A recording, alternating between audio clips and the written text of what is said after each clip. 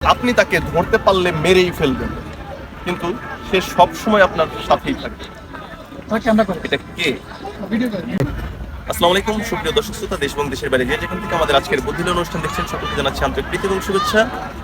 তো আমাদের সাথে আজকে দুই ভাই আছে প্রতিযোগী, তাদের পরিচয় নিয়ে নিব এবং তাদের সাথে আমি বুদ্ধি লড়াই খেলবো। আসসালামু আলাইকুম, কেমন আছেন?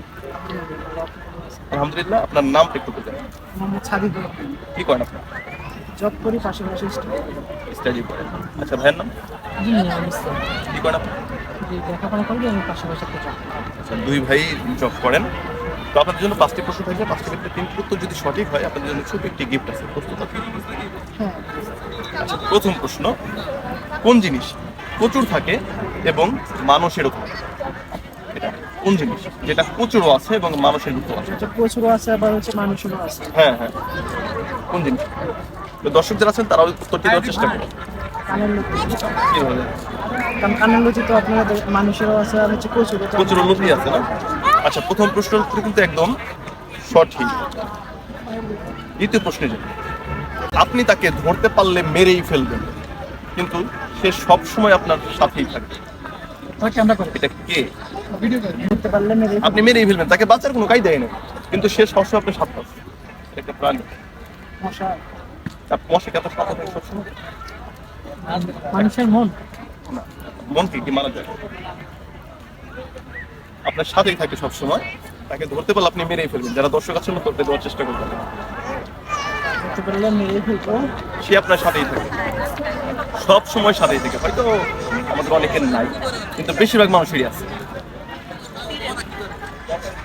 আচ্ছা, 5 করে দেবো ভাই এটা? আচ্ছা, দুটার ভিতরে একটু তো সঠিক পেয়েছি। 3 নম্বর প্রশ্নে যাব। কি এমন রোদে থাকলে শুকায় না কিন্তু ছায়াতে গেলে শুকায়? এটা কি? মানুষের ঘাম।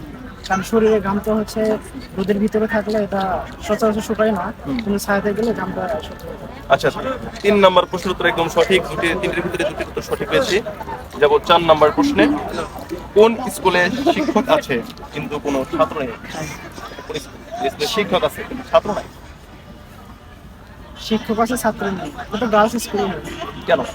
কারণ গার্লস স্কুলে তো মেয়েরাই পড়ে, ওই স্কুলে তো ছেলেরা পড়ে না। ছেলেরা পড়ে। আচ্ছা, 4টির ভিতরে 3টির উত্তর সঠিক। যাব আপনারা কিন্তু অলরেডি ভিডিও, ঠিক আছে? আমরা যাবো আমাদের লাস্ট প্রশ্নে। 17 থেকে 4 বাদ দিলে 13 হয়, তাই না? 13 হয়তো না? 17 থেকে আর কি বাদ দিলে 13 হয়? আর কত বাদ দিলে 13ই হবে।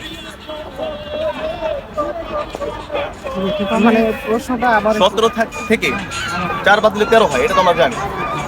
17 থেকে আর কি বাদ দিলে 13 হয়? অনেক কঠিন প্রশ্ন মনে হচ্ছে। কঠিন না?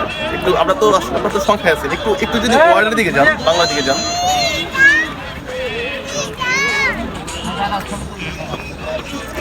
17 থেকে 4 বাদ দিলে 13 হয়।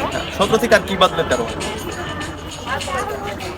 আচ্ছা, আমরা বুঝতে পারছি, এটা পাস করে দিব। যাক, এই প্রশ্নের উত্তর দর্শক দিবে।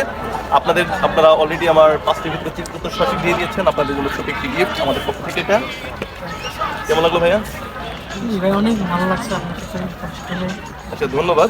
কথা বলে। যারা ভিডিওটি দেখলেন তাদেরকে জন্য অসংখ্য ধন্যবাদ। দেখা হবে নেক্সট এপিসোডে নতুন কোনো প্রতিযোগী নিয়ে। সে পর্যন্ত ভালো থাকবেন। আসসালামু আলাইকুম।